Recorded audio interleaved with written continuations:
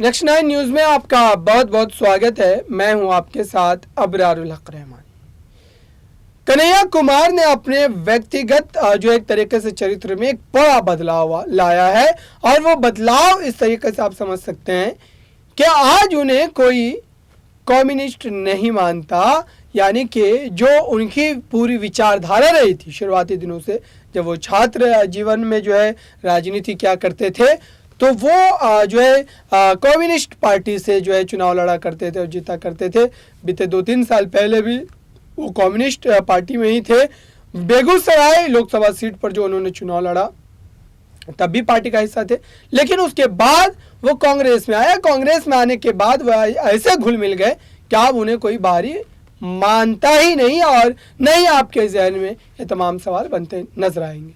लेकिन इस बीच जिस तरीके से लगातार जो है आप कह सकते हैं कि जो धारदार उनकी जो बयानात आते हैं, उन बयानों से बीजेपी को सियासी तौर पर काफ़ी ज़्यादा नुकसान होता हुआ नजर आता है। और इसी बीच उन्होंने अपने बयान में किस तरीके से प्रधानमंत्री नरेंद्र मोदी से लेकर बीजेपी की तमाम रणनीतियों पर सवाल दागे हैं, वो आप एक बार सुनिए।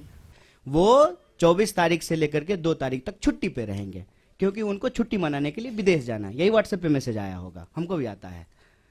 उस मैसेज का पीछे इतिहास क्या है हमको जानना पड़ेगा।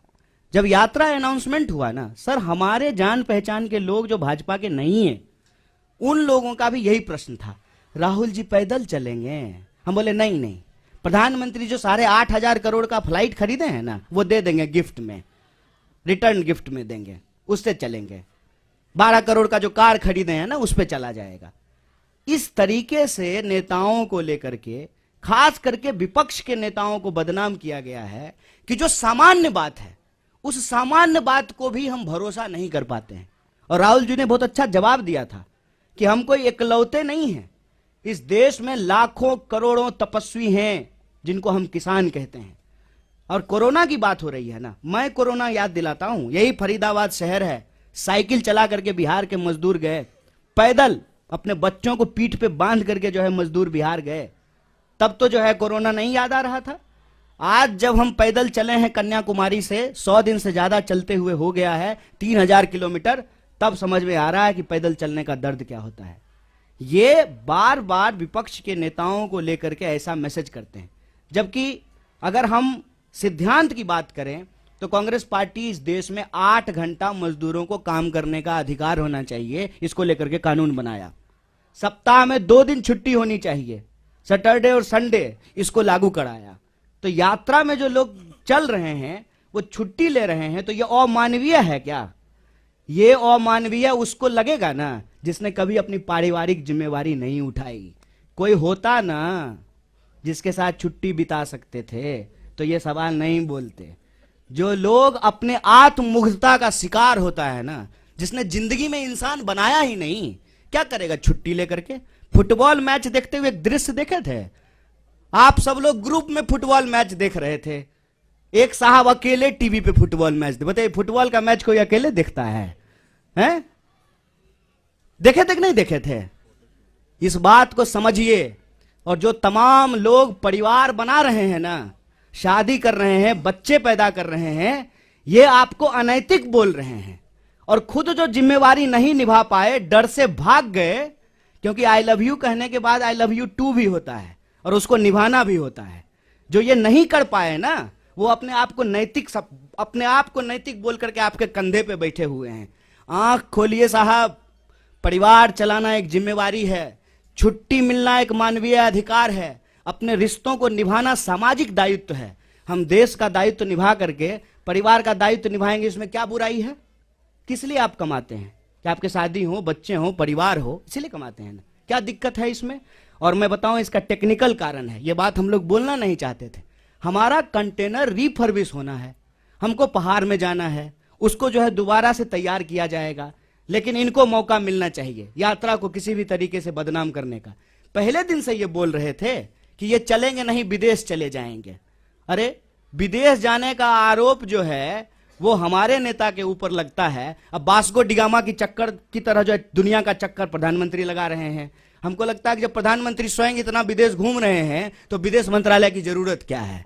विदेश मंत्रालय तो होना ही नहीं चाहिए। इस तरह से यात्रा को बदनाम करने की कोशिश की जाएगी। मैंने आपको कह दिया 4 बिंदु हैं चौतरफा हमला में। पहला बिंदु कि ये यात्रा की प्रासंगिकता पे सवाल उठाए। दूसरा बिंदु, इन्होंने यात्रा को बदनाम करने का कोशिश किया। तीसरा बिंदु कि मंदिर क्यों जाते हैं। और चौथा बिंदु जो मैं बार बार आपको कह रहा हूं यात्रा को लेकर के, कि कुछ भी कोई बहाना लगा करके अब ये यात्रा को रोकना चाहते हैं, पर ये यात्रा रुकेगी नहीं। मैं प्रहलाद जोशी को एक चुनौती देना चाहता हूं। अगर वो जो कह रहे हैं सच निकलेगा, मैं पब्लिकली माफी मांगूंगा। अगर वो जो कह रहे हैं सच निकलेगा तो मैं पब्लिकली माफी मांगूंगा।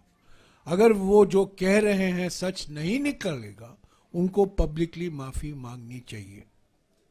ये मैं चुनौती दे रहा हूं और ये साबित हो जाएगा 2 तारीख तक।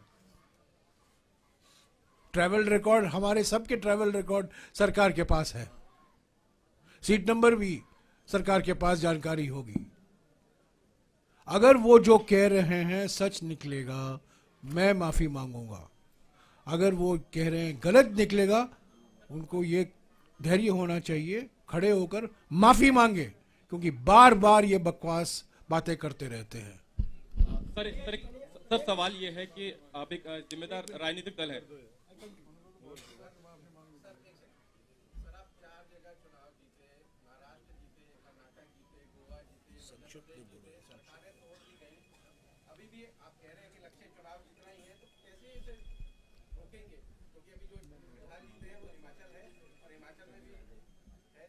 देखिए, हम लोग इसको बतौर राजनीतिक दल रोकें, उससे ज्यादा जरूरी है कि इस देश के आम लोग बतौर वोटर इसको रोकें, क्योंकि ये अनैतिक है, ये गलत है। एक बार जब लोगों ने अपना मैंडेट दे दिया, सरकार चुन दिया, सरकार 5 साल चले और उसके फिर काम के आधार पे जो है सरकार का काम कैसा रहा, जनता अपना अगला निर्णय लेगी। तो ये लड़ाई एक राजनीतिक दल के कैपेसिटी से आगे बढ़ करके इस देश के नागरिकों के कंधे पे है। कन्हैया जी, सवाल ये है कि कोविड को लेकर तरह तरह की बातें की जाती है। कांग्रेस का अपना पक्ष है, बीजेपी का अपना पक्ष है। सरकार ये कहती है कि चीन, अमेरिका, बाकी कंट्रीज में कोविड के केसेस बढ़ रहे हैं, इसलिए एहतियात बरतने की जरूरत है। एक जिम्मेदार राजनीतिक दल होने के नाते आप यात्रा निकालिए, लेकिन प्रोटोकॉल का अगर पालन करेंगे तो उसमें दिक्कत कहाँ आती है? क्या सरकार सवाल उठा रही है इसलिए उसका विरोध है, या आप लोग मानते हैं कि कोविड नहीं है, पूरी तरह से नहीं? देखिए, सबसे पहली बात सर, ये इसका मैं जवाब देता हूं, आप भी भूलिएगा कि कोरोना ना कांग्रेस बीजेपी नहीं है। कोरोना एक वायरस है, वो सब के लिए है। ना कोरोना का कोई धर्म है, ना कोरोना का कोई राजनीतिक विचारधारा है। कोरोना के नाम पर, कोरोना का बहाना बना करके जो राजनीतिक चालबाजी की जा रही है ना, हम उस पर सवाल उठा रहे हैं। कोरोना का प्रोटोकॉल जो सरकार लाएगी उसको पहले भी फॉलो किए थे, आगे भी फॉलो करेंगे। लेकिन ये प्रोटोकॉल कब लाया जा रहा है, क्यों लाया जा रहा है, किसके लिए लाया जा रहा है, इस पे भी आंख खोल करके सवाल करेंगे। और आप भी सवाल कीजिए, हम उम्मीद करते हैं। हो सकता है कि आपको नौकरी में नहीं निकाल दिया जाए आपको, तब आप भी हमारे साथ आइएगा भारत जोड़ो यात्रा में। लेकिन यह सवाल पूछा जाए कि भाई सुबह में मास्क लगाना प्रोटोकॉल है, शाम में बाराती जब गए थे तब मास्क लगाना प्रोटोकॉल नहीं है। ये सवाल पूछने में क्या दिक्कत है? आप कहते हैं तो मैं ये सवाल मास्क लगा के पूछ लूंगा, अच्छा होगा कि मुंह भी नहीं दिखेगा। देखिए, इस पे ना रैशनल तरीके से जो है हम लोगों को समझना पड़ेगा कि रैली में कोरोना गायब हो जाता है, ठीक है, और जूम मीटिंग में कोरोना आ जाता है। इस पे आप सब लोग सवाल पूछिए। कोरोना का कोई राजनीतिक विचारधारा नहीं है, हम भी ऐसा नहीं कह रहे हैं। और कोरोना का नियम और प्रोटोकॉल साइंस के हिसाब से, पॉलिटिकल पार्टी के हिसाब से नहीं, मेडिकल साइंस के हिसाब से जो होगा उसको फॉलो करेंगे। तो आपने देखा यहां पर कन्हैया कुमार सीधे तौर पर 2024 की रणनीति के तहत काम कर रहे हैं और इसलिए इस तरीके के सवाल जो है बीजेपी से पूछे जा रहे हैं। तो ये एक बड़ी परिस्थिति है बीजेपी के लिए कि इस युवा के सामने क्या बीजेपी अगर बिहार के राज्य की बात करें या फिर अलग अलग राज्यों की बात करें, कांग्रेस पार्टी इस चेहरे का इस्तेमाल बीजेपी के खिलाफ पुरजोर तरीके से करती हुई नजर आ सकती है। इस खास रिपोर्ट में बस इतना ही। देखते रहिए ताज़ा तरीन खबरों के लिए नेक्स्ट 9 न्यूज़ को। धन्यवाद।